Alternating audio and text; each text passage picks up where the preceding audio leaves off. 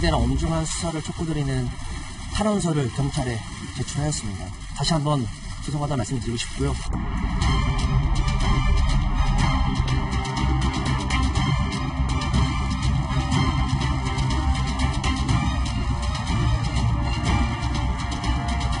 언제든지 다시 불러주시면 조사에 성실히 임하겠습니다. 경찰 조사 받은 심정 한마디 해주시죠. 성매매 알선을 인정하십니까? 마약 투약을 인정하십니까?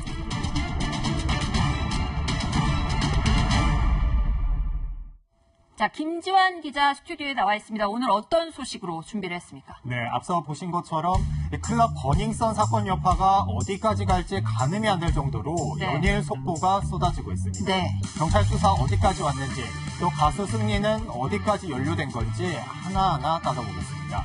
당초 클럽 내 폭행 시비로 이 사건은 시작이 됐죠. 네. 하지만 클럽과 경찰의 유착 정황이 드러나면서 더 논란이 됐는데요. 하지만 그것도 시작에 불과했습니다. 시작에 불과했다. 네. 먼저 클럽 내에서 마약을 팔았다는 주장이 나오면서 국민적 관심사로 떠올랐습니다. 네. 술에 몰래 탄 마약에 취해 성폭력을 당했다는 피해자들의 주장이 나왔고 MD라고 불리는 영업 직원들이 마약 유통책으로 지목됐습니다. 네. 특히 경찰이 수사력을 집중한 사람은 일명 애나로 불리는 20대 중국인 여성이었는데요. 가수 승리는 처음부터 애나를 모른다는 입장이었습니다. 네. 하지만 지난해 10월 애나와 승리가 함께 찍은 영상이 공개됐고 특히 애나가 승리를 대표라고 부르는 모습에 승리가 거짓말을 한 것 아니냐 의문이 제기됐습니다. 네. 정말 억울합니다. 팔소나 그거 주소나 그런 거 전혀 없습니다. 승리를 좋아하고 사진을 한번 찍고 싶어서 그냥 요청을 했어요. 현재 경찰은 애나의 마약 유통 혐의와 관련해서는 유의미한 결과가 나왔다. 이렇게 이야기하면서 조만간 애나를 재소환할 방침이라고 밝혔습니다. 자, 클럽에서 마약까지 판매가 됐었다. 종업원들이 팔았다. 굉장히 충격적인데 승리 본인이 마약을 투약했다. 이런 의혹까지 나왔죠. 맞습니다. 베트남에서 찍힌 사진 한 장 때문인데요. 네. 승리가 2017년 2월 베트남 하노이를 방문했을 당시에 네. 한 술집에서 해피벌룬이라고 불리는 황강물질을 흡입했다는 의혹이 나왔습니다. 하지만 의혹이 사실이라고 해도 현재 처벌은 불가능한데요. 해피벌룬의 원료인 아산화질소가 네. 국내에서 환각물질로 지정돼 규제를 받은 건 2017년 8월이기 때문입니다. 즉 승리가 해피벌룬을 흡입했다고 해도 당시는 환각물질로 지정되기 전이기 때문에 처벌할 수 없는 겁니다. 자, 시간차 때문에 처벌은 안 된다고 하는데 어쨌든 김 기자 말씀하신 대로 아직 사실 여부는 확인이 안 된 것 같습니다. 자, 마약에 이어서 이번엔 성접대 의혹으로 이 사건이 흘러가고 있어요. 맞습니다. 이 발단은 한 인터넷 매체가 공개한 SNS 대화입니다. 네. 배우 박한별 씨 남편인 유리홀딩스 대표 유모 씨와 승리가 지난 2015년에 나눈 대화라며 내용을 보도했는데요. 네. 외국인 투자자를 위해서 성접대를 준비하라는 취지로 상당히 낯뜨거운 내용이었습니다. 네. 논란이 일파만파 커지자 승리는 지난달 27일 경찰에 기습 출석해 8시간 반 동안 조사를 받았습니다. 예, 저와 관련된 모든 의혹들에 대한 조사를 마쳤고요. 특히 이제 마약 같은 경우는 마약 수사대에서 원하는 모든 조치를 하였습니다. 네, 승리는 성접대는 물론 마약 투약, 경찰 유착 등 의혹 대부분을 부인한 걸로 전해졌습니다. 네. 특히 SNS 대화 내용에 대해선 주고받은 적도 없고 또 3년도 더 지난 일이라서 기억나지 않는다고 진술했습니다. 네. 사실 승리 말처럼 3년 전 일이기 때문에 실체 확인이 쉽지는 않습니다. 휴대전화를 바꿨을 가능성도 크고 또 SNS 대화의 경우 데이터 보관 기간이 아주 짧기 때문에 압수수색을 해도 실익이 크지 않기 때문인데요. 네. 승리의 소속사인 YG 엔터테인먼트는 조작된 뉴스다, 가짜 뉴스에 강경 대응하겠다고 밝혔습니다.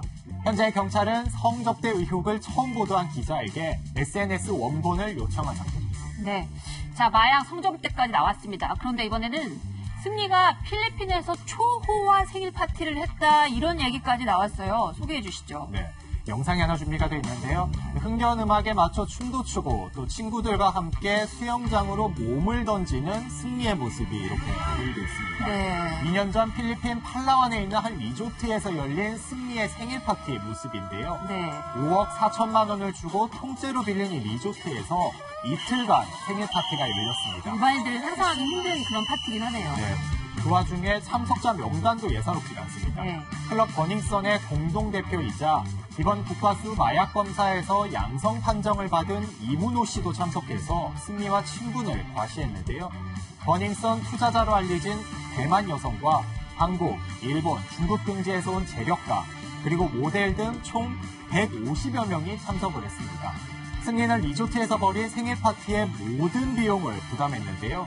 리조트 대여비는 물론이고 손님들의 항공권, 주류 비용, 생일 폭주까지 모두 자비로 해결했습니다. 네. 무엇보다 시기를 좀 살펴볼 필요가 있는데요. 이 생일 파티는 버닝썬이 문을 열기 2달 전에 두달 전에. 열렸습니다. 네. 당시 이렇게 사진이 많이 올라왔는데 참석자들의 SNS에는 불탄다, 태양 등 이곳에서 버닝썬에 관한 이야기가 오간 것을 암시하는 글들이 올라오게 됐습니다. 네.